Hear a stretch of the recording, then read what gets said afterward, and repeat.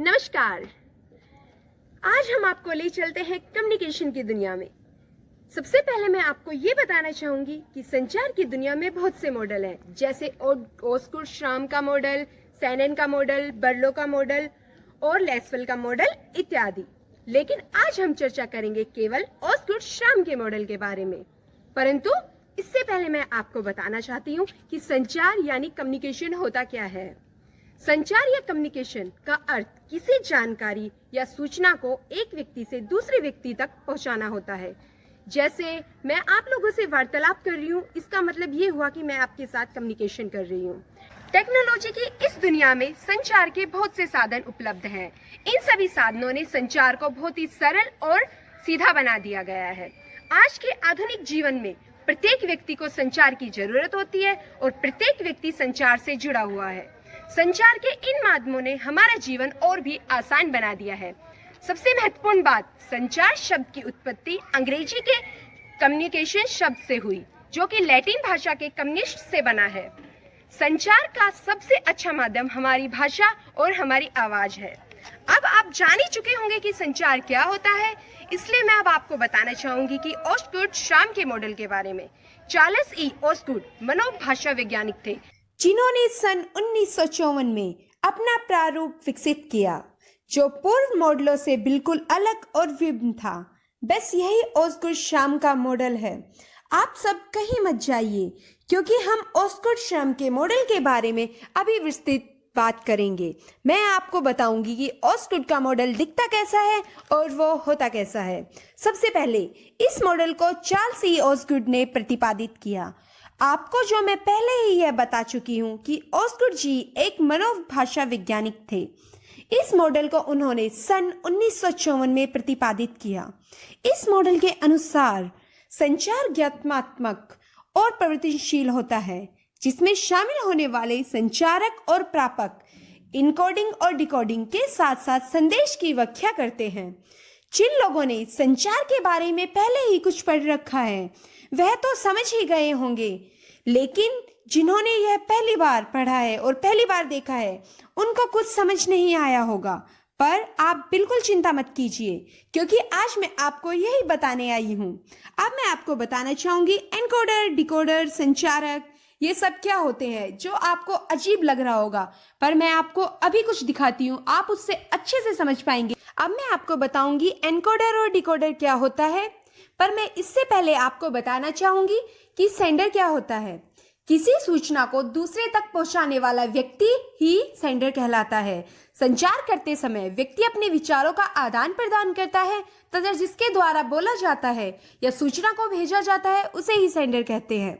पर आप लोग अब सोच रहे होंगे कि भाई इन्होंने कहा कि ये बताएंगे कि एनकोडर और डिकोडर क्या होता है, पर ये तो सेंडर के बारे में बता रही हैं। ऐसा कुछ नहीं है, क्योंकि एनकोडर और सेंडर एक ही होता है। हाँ जी हाँ, एनकोडर और सेंडर एक ही होता है। यानी जो मनुष्य मैसेज भेजता है या जो भी पत्र जो भी लिखता है मैसेज के थ्रू या किसी के पास कोई बात कहता है, हाँ वही एनकोडर और सेंडर होता है। चलो अब मैं आपको बताना चाहूंगी मैसेज क्या होता है। मैसेज नाम से तो हर कोई पहचान ही गया होगा कि मैसेज होता क्या है, क्योंकि आजकल मैसेज का ही जमाना चल रहा है। व्हाट्सएप तो हर घर में चलाया जा रहा है। हाँ जी हाँ, व्हाट्सएप पे जो हम मैसेजेस भेजते हैं, मैं उन्हीं मैसेजेस की बात कर रही हूँ। वही मैसेज भी इसमें बोला जा रहा है। पर मैं फिर भी आपको मैसेज की पूरी डेफिनेशन बताती हूँ। सेंडर किसी व्यक्ति को संदेश तो जरूर भेजता है, इसमें वह अपने मन में आए हुए विचारों को भेजता है। यह किसी चित्र या संकेत के रूप में हो सकते हैं, यानी जो चित्र और संकेत है वही मैसेज है। वैसे तो मैंने आपको बता दिया सेंडर और एनकोडर एक ही होता है, पर एक बार मैं फिर से एनकोडिंग की डेफिनेशन आपको बताना चाहूंगी। जब हम दी हुई सूचना को समझने के लिए संकेतों का प्रयोग करते हैं तो वो एनकोडिंग कहलाती है।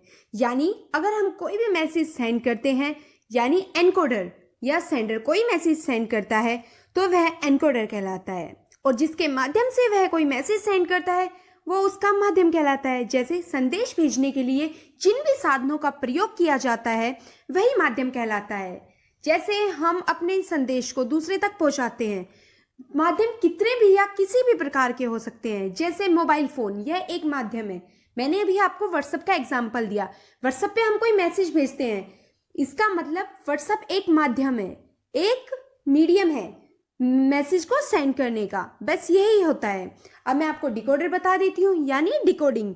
यह एक प्रक्रिया है जिसमें प्राप्तकर्ता सेंडर से कोई भी मैसेज रिसीव करता है।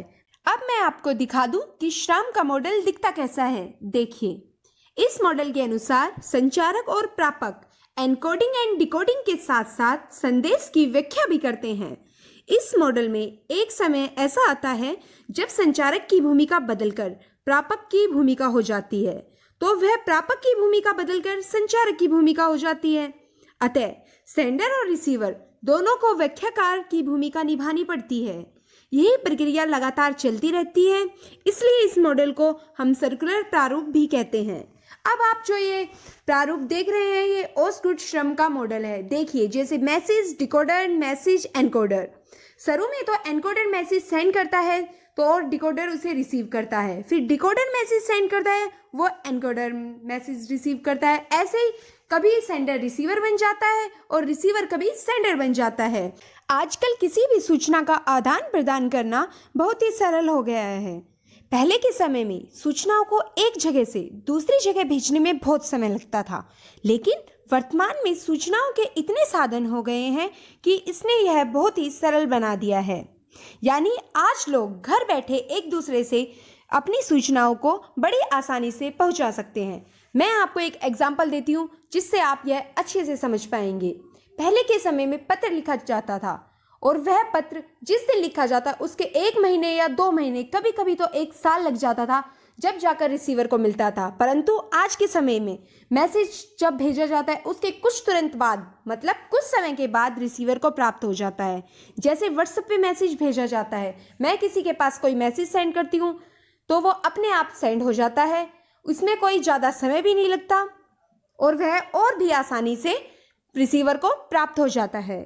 इसी के माध्यम से मनुष्य एक दूसरे से जुड़ा हुआ है। बातचीत का यह माध्यम सबसे आसान और सबसे सरल है, क्योंकि इसके द्वारा एक मनुष्य दूसरे मनुष्य के साथ जुड़ा रहता है। हमारी भाषा ही संचार का पहला और माध्यम होती है। इसी के माध्यम से मनुष्य अपने विचारों और भावों को एक दूसरे में बांटता है, यानी एक दूसरे के सामने प्रकट करता है। अब आपको मैं यह बताना चाहूंगी कि पशु पक्षियों में भी संचार होता है। हाँ जी हाँ, आपको ये बहुत अजीब लगेगी कि पशु और पक्षियों में भी संचार होता है। आपने बिल्कुल सही सुना। हाँ जी, पशु और पक्षियों में भी संचार होता है। जैसे चिड़िया का चहचहाना, शेर का दहाड़ना, हाँ यही संचार है। यानी आप समझे ना, पशु पक्षी भी संचार करते हैं। वो अपनी भाषा में करते हैं, मनुष्य अपनी भाषा में करते हैं। सबके संचार करने का माध्यम बिल्कुल अलग होता है, सबकी भाषा अलग होती है, सबका तरीका अलग होता है, पर वह कहलाता तो संचार ही है। मैंने आपको अब तक जितना भी बताया है वह सब ओस्गुड के मॉडल के बारे में था, पर मैं आपको ओस्गुड के मॉडल के लाभ बताऊंगी, वह आप सुनिए।